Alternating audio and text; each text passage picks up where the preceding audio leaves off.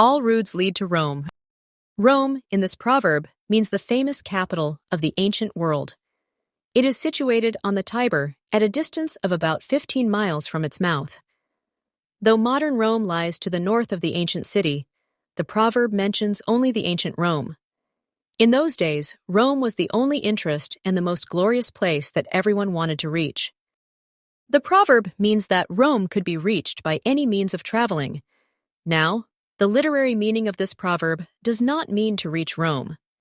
It means that you can solve the problem in different methods or different ways. The correct answer will be the same that shows the end justifies the mean. The environment or the atmosphere may not be the same for ones who tackle the problem.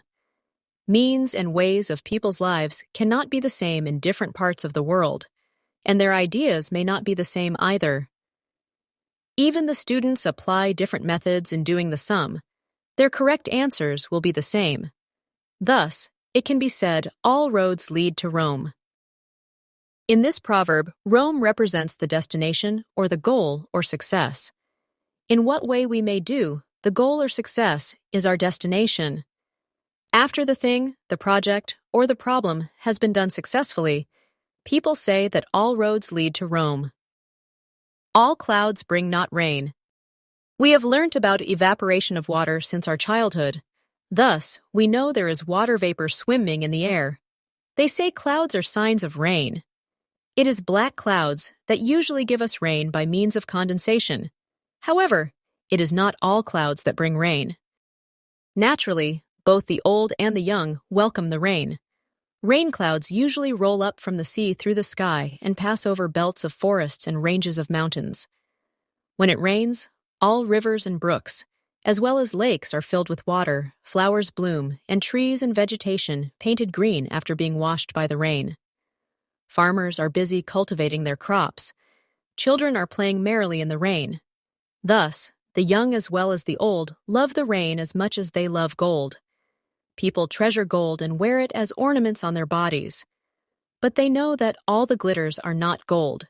Similarly, they realize that it is not all clouds that bring rain. In life, we may come across the good as well as the bad. The things that seem very good may not be so. And people say all the glitters are not gold. Vice versa, the things that seem very bad and dangerous may be fruitful and friendly.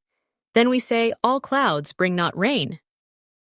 Actions speak louder than words. Like the hands of a clock running to tell the time, we are working continually to develop our society and life. It is our actions that can result our life, so they say man must work for his or her survival. If one merely speaks about his or her interest, nothing can come out without practical actions for it. The proverb, actions speak louder than words, seems to remind people to work enthusiastically. We can't gain anything without work or any action. That means we have to pay something to get what we want.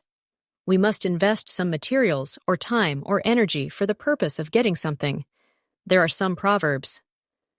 Empty vessels make more sound is such a proverb. It means airy persons are only braggarts. The proverb, barking dogs never bite, mentions that words are less important than actions. Practice makes perfect also reminds to do the task practically. In building up a nation, action speaks louder than words. Since the beginning of human history, people have been working, inventing things one after another. We must work for our survival, to defend our community, and to develop the nation. Not only the human beings, but also all living things are working. Without action means that one is dead. So it is said, actions speak louder than words. Why do stupid questions get stupid answers? Time to find out. Imagine shouting into a mountain. What comes back? Your own shout, right? That's an echo. Just like that, if you ask a silly question, expect a silly answer. Now think about throwing a ball against a wall. It bounces back with the same force. Ask something silly, get something silly right back. It's nature's way. In Myanmar, they say a saleswoman and her customer have the same voice. It means your attitude shapes the response you get. Be friendly and you'll get friendliness in return. Remember, it's all about what you put out there. Plant a mango tree, get mangoes. Treat people well, make great friends. So ask smart, ask kind, and you'll get the same back. Simple, right? We have learnt that bigger and stronger animals usually conquer over smaller and weaker ones. In like manner, the barbarians have to obey the might is right policy. This policy is exercised only among uncivilized people. However, civilized people have already removed it, and they can defend against the unlawful manners whether they are stronger forces or not. Today, pen is mightier than sword in civilized societies. Pen is the best weapon for the people who love the truth. Fraternity, liberty, and equality were the late 18th century ideas of the French philosophers. Their writings shook the world at that time. There appeared people's revolutions against the absolute monarchy system. In our country, Burma Book Club and Nagani Book Club became the sources of knowledge. They enlightened and agitated the people to fight against the British colonialists. Then, the nationalist newspapers appeared as the best fighters against the fascists.